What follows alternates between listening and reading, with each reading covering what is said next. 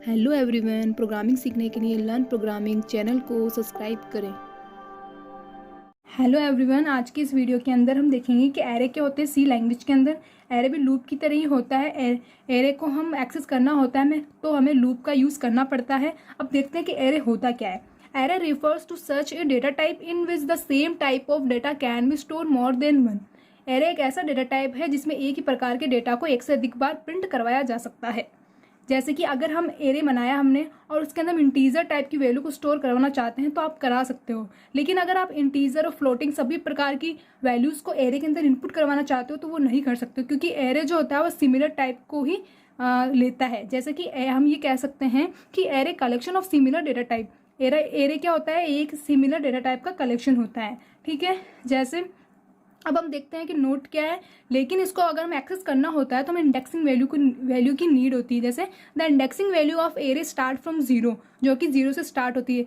जब भी हम एरे के अंदर जो भी नंबर इनपुट करते हैं तो हमें उनको एक्सेस करना होता है, तो उसके लिए हमें इंडेक्सिंग नंबर की नीड होती है जो कि जीरो से स्टार्ट होती है। जैसे wherever any type of value has to be store inside an array. अगर हम किसी भी प्रकार की वैल्यू को एरे के अंदर स्टोर करते हैं तो that at time it has to be told, तो उसी टाइम हमें एट विच इंडेक्स नंबर, उसका इंडेक्स नंबर बताना होता है। फिर बाद में ही वो वैल्यू स्टोर की जाती है।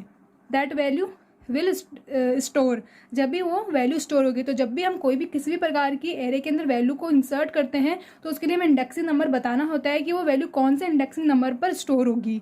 ठीक है, अब आप सोच रहे हो कि इंडेक्सिंग नंबर क्या है, तो उसको हम अच्छे से बताती हूँ कि वो क्या होता है। तो उसके लिए जैसे हमने एरे बनाया, एरे का नेम देंगे सबसे पहले, फिर यहाँ इंडेक्सिंग नंबर को वैल्यू भी कह सकते हो। यहाँ पे इंडेक्सिंग नंबर दी जाती है उस वैल्यू की। जैसे इंट के अंदर ए नाम का एरे बनाया, उसके अंदर हमने टू उसकी इंडेक्सिंग दी है। तो जैसे ए ऑफ जीरो है, इसकी इंडेक्सिंग है 0 = 4, यानी कि ए ऑफ जीरो के ऊपर 4 जो है वो वैल्यू स्टोर है।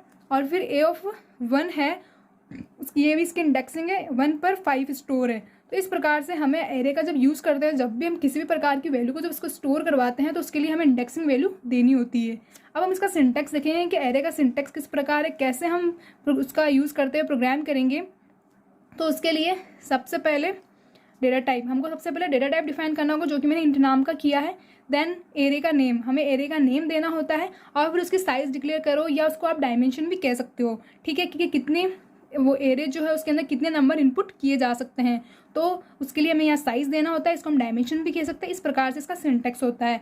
तो अब हम टाइप्स ऑफ एरे के बारे में देखेंगे, कितने टाइप्स के एरे हैं।